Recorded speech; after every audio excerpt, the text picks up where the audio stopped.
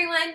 Today we're going to keep reading A Hope More Powerful Than the Sea. So what happened last time was that they are now living in Egypt, and they are living in the hotel with other Syrian refugees, and they're starting to make some friends. So let's continue reading. One evening after the Alzamels had lived there for 1 month, Khalid invited them to his home for a meal. He, his wife, and their 4 sons lived about an hour's drive away in a small suburb called Kafar al-Gab. Khalid's wife cooked them a dinner of soup, salad, duck with rice. After the meal, Khalid took them on a tour of his neighborhood and introduced them to neighbors as his Syrian friends. Khalid became the Alzamels' first Egyptian friend, and for the first time since leaving Syria, Doa felt a comforting sense of home. As winter came to an end, the hotel began to fill up with guests, and Doa and her family had to leave their haven. They searched for new accommodations, but this time they found no sympathetic building owner to help them. Landlords often price gouged Syrian renters, taking advantage of their desperation. So that means they would charge them more because they knew that they would pay it. Shakri earned a little money for odd jobs, but not much. The family soon moved into a small apartment in a noisy area in Gamasa that was littered with trash and piled with dirt from the unpaved road. Doa's heart sank for the first time she saw it. Noise assailed the family day and night as Egyptian vacationers stayed up late, playing music and talking loudly in the streets. Doa often lay awake in bed, unable to sleep and yearning for the quiet nights of Daraa before the war. While her sisters made friends with the girls in the neighborhood, Doa sank into a depression, unable to eat and spending the entire days in a dreary apartment watching news from Al Jazeera, Orient News TV, and the Free Syrian Army channel, aching to be home and taking part in the revolution. She desperately tried to make contact with her friends back in Syria, but the phone lines were mostly cut or jammed, and she rarely got through. Occasionally, she managed to reach her sister Asma, and just for a few minutes on Skype.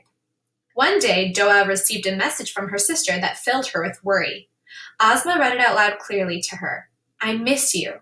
The neighborhood misses you. It's hard to live here without you. The whole neighborhood is crying. You are the light in the neighborhood, and it has gone dark without you."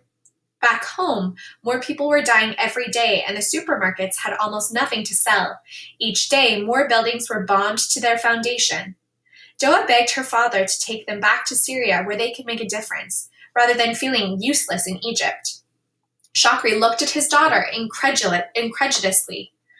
"I am not bringing you back there to die," he said, dismissing her pleas. Doa argued and begged, but Shakri stood firm. When Shakri grew too ill to work, she and Saja decided that it was up to them to support the family. They couldn't start school until next year, so they figured that they could use their free time to help their father, even though they were only 17 and 15 years old. They found work in a factory that produced burlap bags. The owner told them that he wasn't actually short of workers, but 100 men and a few women were already working there. But he wanted to do his part to help Syrians. Every morning, the girls took a 7 a.m. bus to the factory and spent the day sewing bags, counting them, and carrying them on their backs to the scales, where they were weighed and placed on a stack. Doa, weighing just 88 pounds, would struggle under her heavy load. The work days were long and hard. They only had one break at noon for prayer and then worked until late in the evening. They had nothing to eat during the day. Only cups of tea were served at their workplace. Doa and Saja were 2 of the few young women working in the factory, but they were treated with respect and kindness by their coworkers. The best part of the job was that they could make friends there. Doa and Saja would whisper and joke to some of the young female Egyptian coworkers. One time, one of them linked arms with Doa and told her, "I loved Bashar al-Assad because he gave us the chance to meet you." Doa missed her school friends back at Daraa and savored any opportunity to have girls her age to talk to. It helped her imagine a time where she could maybe feel more at home in Egypt. As Doa settled into her work, she began to feel less helpless and dispossessed. She was now bringing home money for her family and earning the respect of the people she worked for. She no longer felt like someone who had run away from a fight for her country, but like a young woman who was taking care of and providing for her family. Every time she handed money to her parents, she felt pride lift her chest. Her mother noticed the difference in her daughter's attitude and felt a quiet satisfaction at watching her transform into a capable young woman. So Doa needs to feel like she is helping people in the world to be happy with her life. If she feels useless and like she's doing nothing, she's really dissatisfied. I wonder if you can make a connection with that in your own life when you feel satisfied or when you feel dissatisfied with your life. Doa also attracted the attention of young men around her. During the 3 months she worked at the factory, 2 Egyptian men proposed to her, but she refused them both, despite being at an age at which girls often wed. Marriage was the last thing on Doa's mind. When she did marry, she knew it would be to a Syrian man once she returned back home. One day, Doa took a day off work to take care of her mother, who was sick. As she made her mother tea and took care of Hamadi, she worried that she might lose her job or that the owner would cut her pay. So she returned to work the next day. She went straight to the shift manager and offered to make up the time. She entered his office with her eyes lowered and apologized for missing work. But instead of scolding her, as she expected, he smiled kindly at her and asked her for her home address.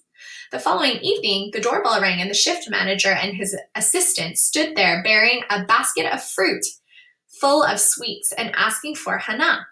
When they sat with the family, they said that they had come to wish her a quick recovery. "We love Syrians. You are welcome in our country and we stand by you," the shift manager told Hannah and Shakri, leaning forward over his tea. "And don't worry about your girls at the factory. I am looking after them." Doa was touched. At night, while Doa relaxed from the hard day's work, her thoughts would return to Syria. I just have to pause for a second. I'll be right back. At night, while Doa relaxed from the hard day's work, her thoughts would return to Syria. She spent her evenings flipping through news channels, waiting for the segments about the war. She texted back and forth with her closest friends, Amal, who was still in Daraa, and asked for any news. Doa told Amal how she wanted nothing more than to come back home. But Amal warned her, "It's better that you don't, Doa. The situation is getting worse. It's very dangerous for everybody. I don't even go to the demonstrations anymore now that you're not here." Doa's text conversations with Amal always left Doa feeling conflicted. The danger of returning to Syria didn't frighten her, but leaving her family without her support did.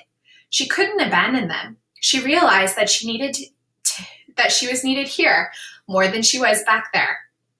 Meanwhile, Hannah could tell that Doa was longing for Syria, so Hannah hid Doa's passport and kept a close eye on her stubborn daughter. Hannah saw text messages on Doa's phone from her friends back home that urged her to come back and rejoin their struggle. When Hannah confronted her about the texts, Doa assured her that she would not abandon the family. Hannah then realized that in the months since Doa had left Syria, she had matured. She had taken on the responsibility of her family and was doing her part for them to get by this life of exile, and that was all that mattered now. However, the work in the factory was taking its toll on Doa's health, and she was becoming more fragile with each passing day. When she was anxious and tired, she couldn't eat, and her anemia returned.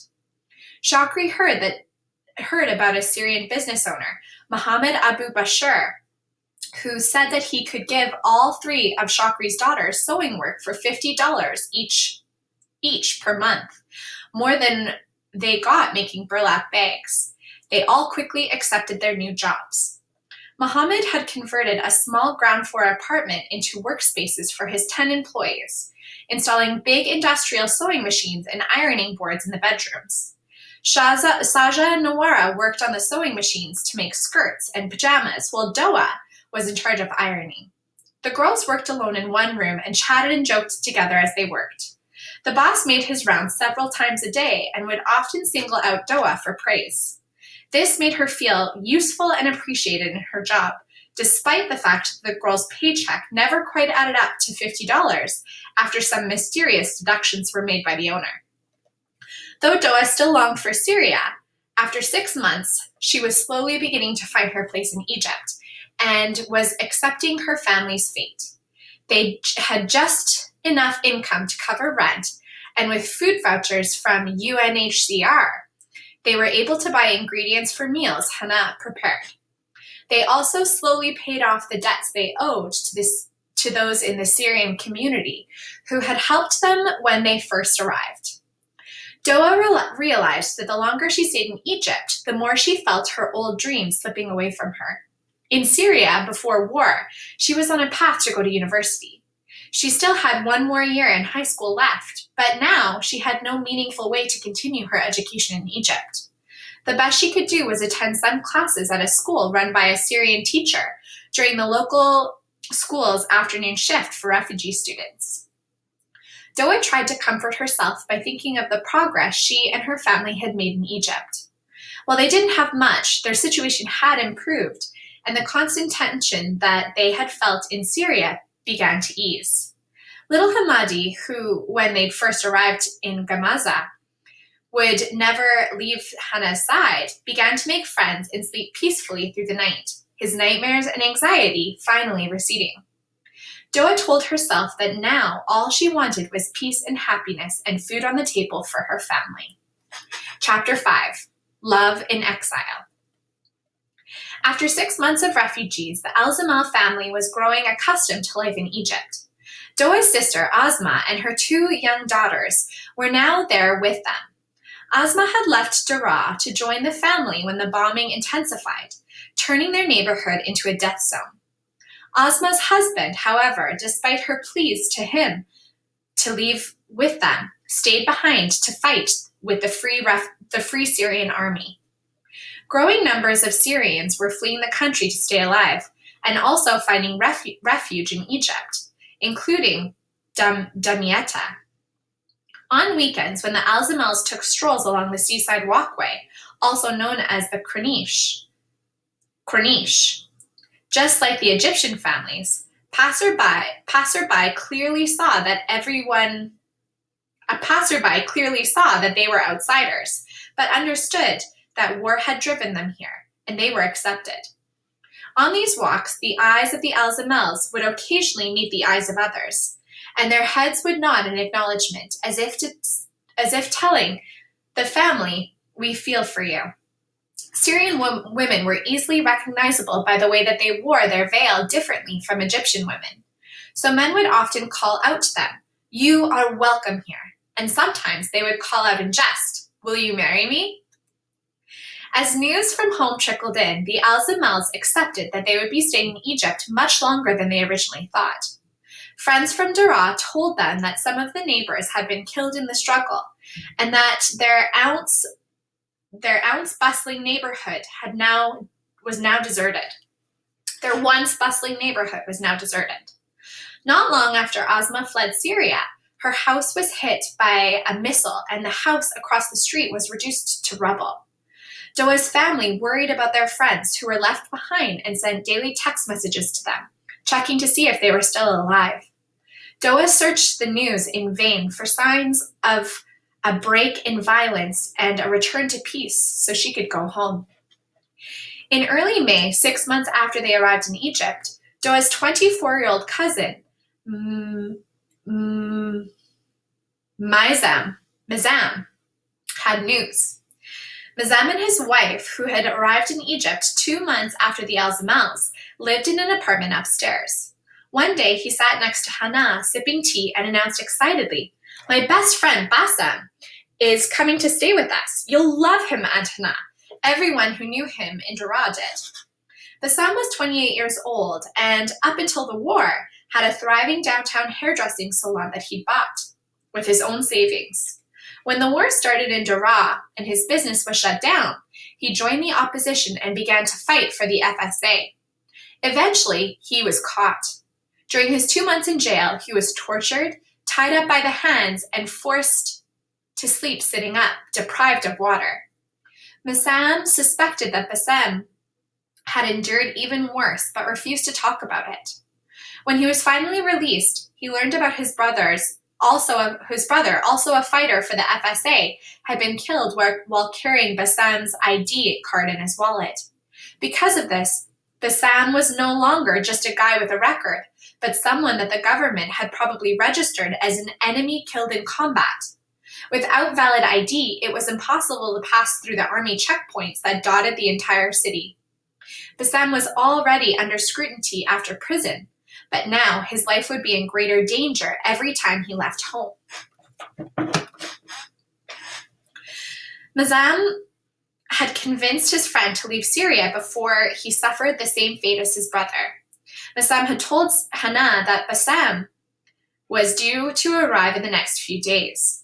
Several nights later, Misam called Hannah and asked her to prepare a meal. "Today is a holiday," he proclaimed. "My friend Bassam is here." Hannah instructed Doa to warm up some leftovers and bring them upstairs since Misam's wife, Shifa, was pregnant with twins and needed the help. Doa did as she was told and carefully carried the plates of hot food up the stairs to Misam and Shifa's apartment. Shifa opened the door and smiled gratefully at Doa as she saw the plates of food. "Thank you," she gushed, giving Doa a quick hug. "And tell your mother thank you. I can barely move, much less cook."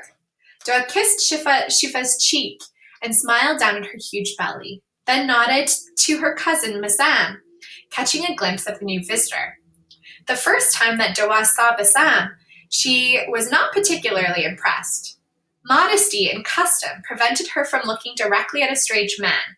So when she entered the room, she kept her eyes lowered and went about quickly placing the dishes of food on a cloth in the center of the floor where the places were set. Doa managed to steal a quick look at the young man's profile and found him unremarkable.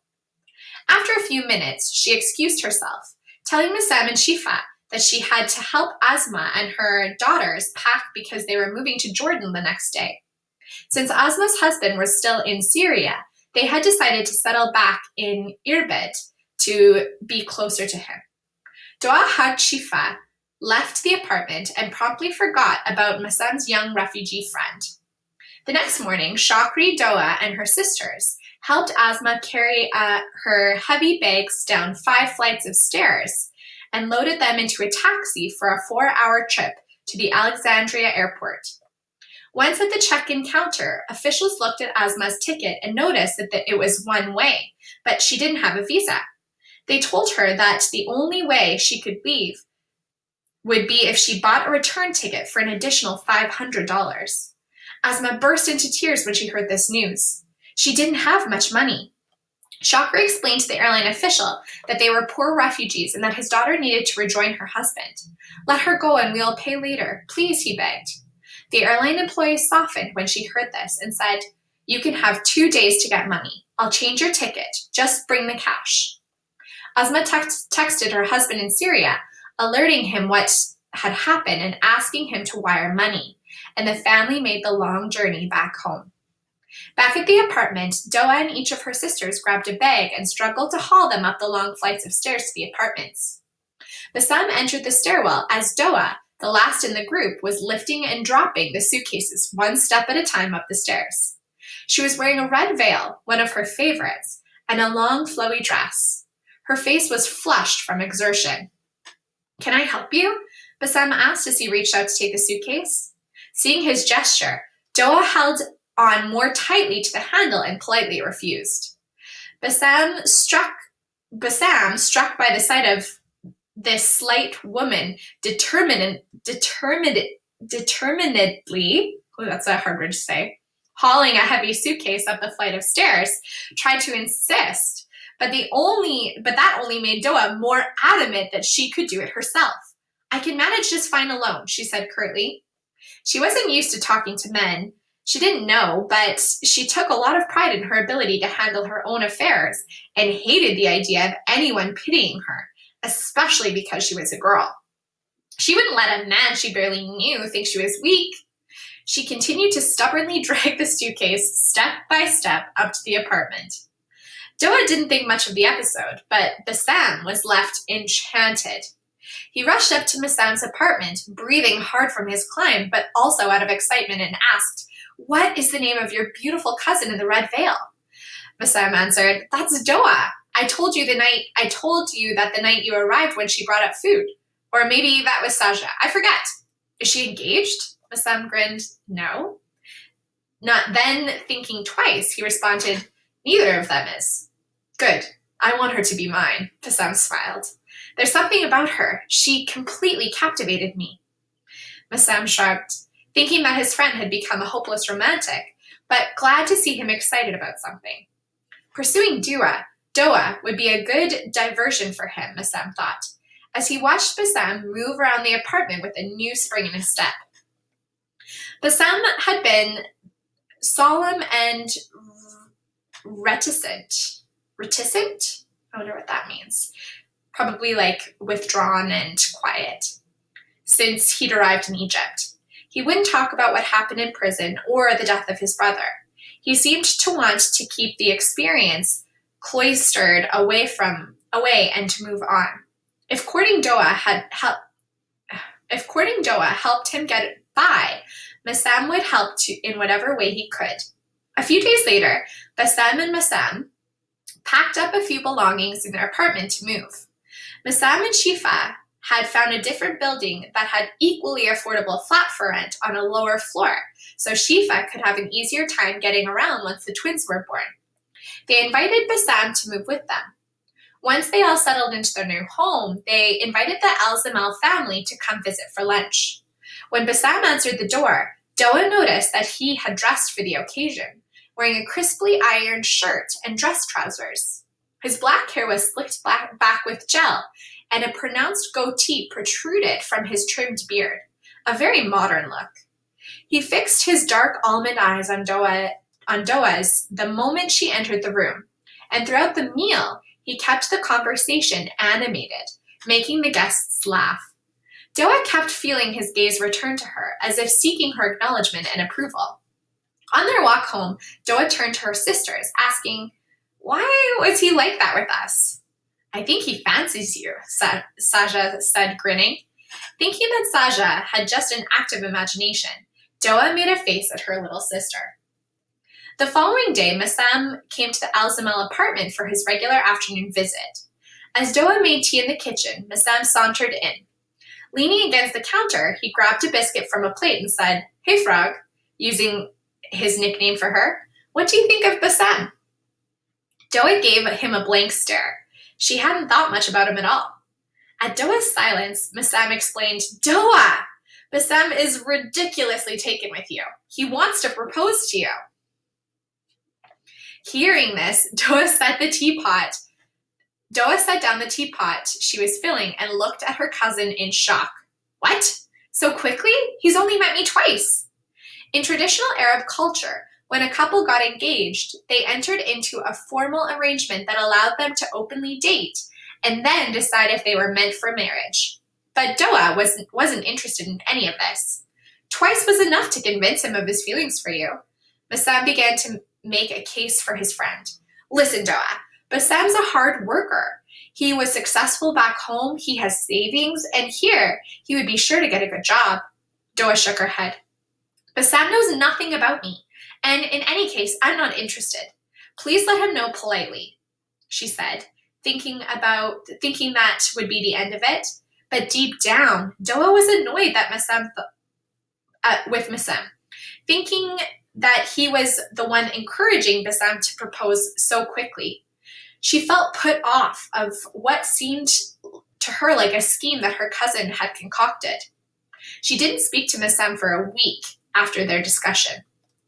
Bassam went home and told his friend what had happened, gently suggesting that maybe he should look for someone else.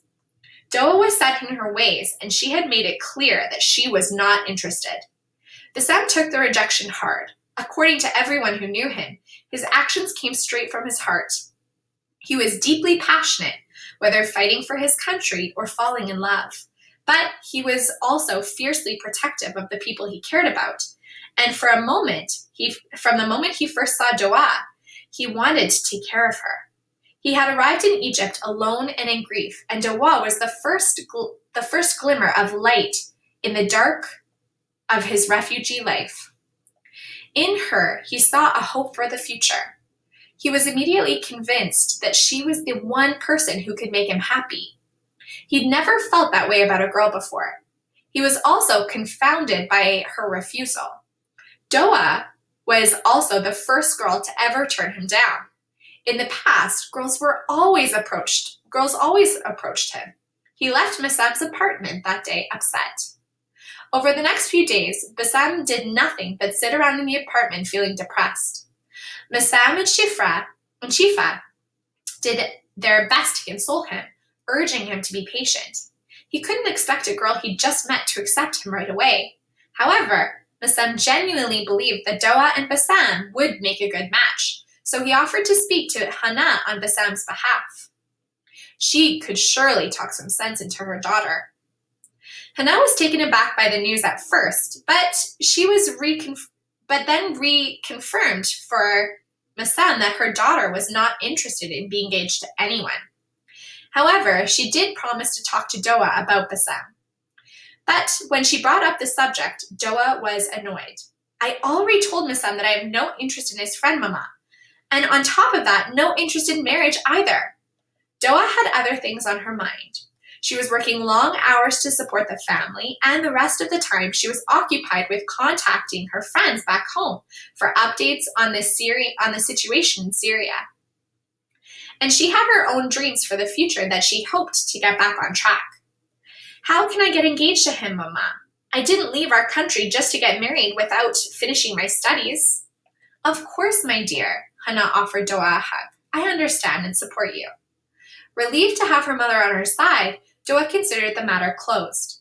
Basam was not the first man to propose to her, and besides, she didn't think that he was serious about her anyway.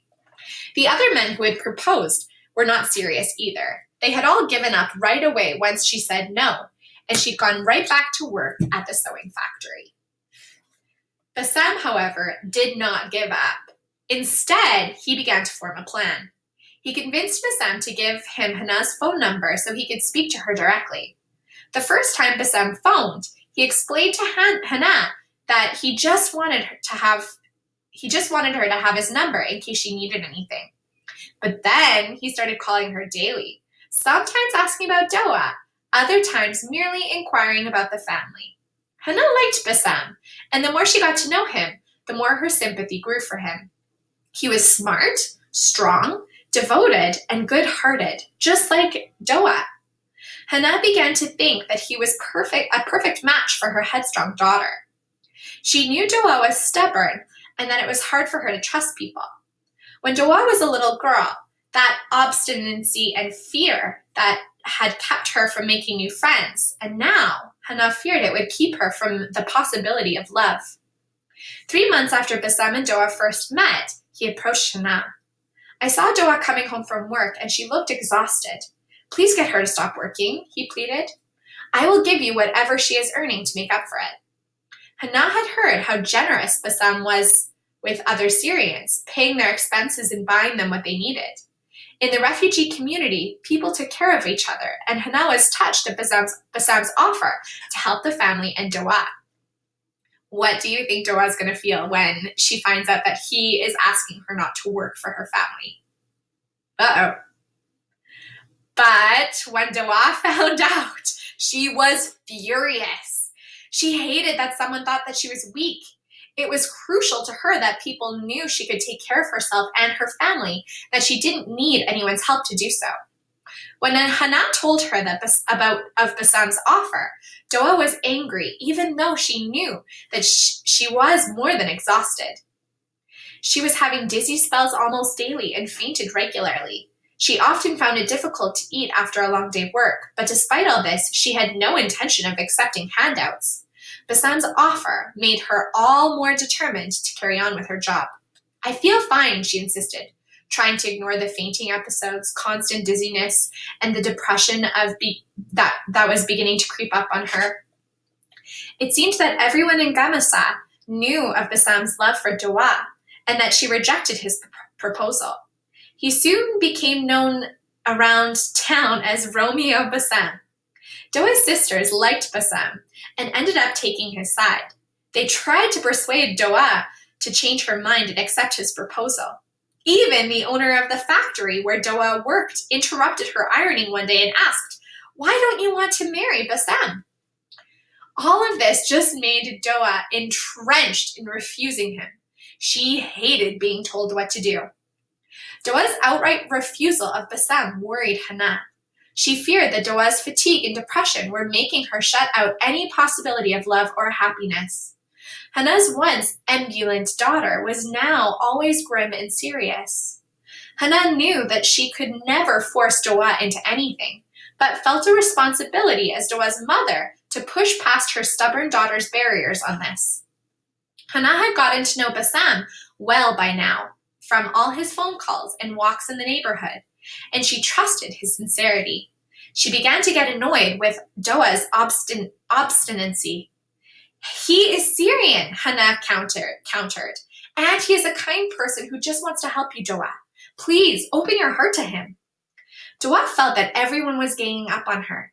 She didn't see why she should accept Bassam's proposal, just because people thought she should.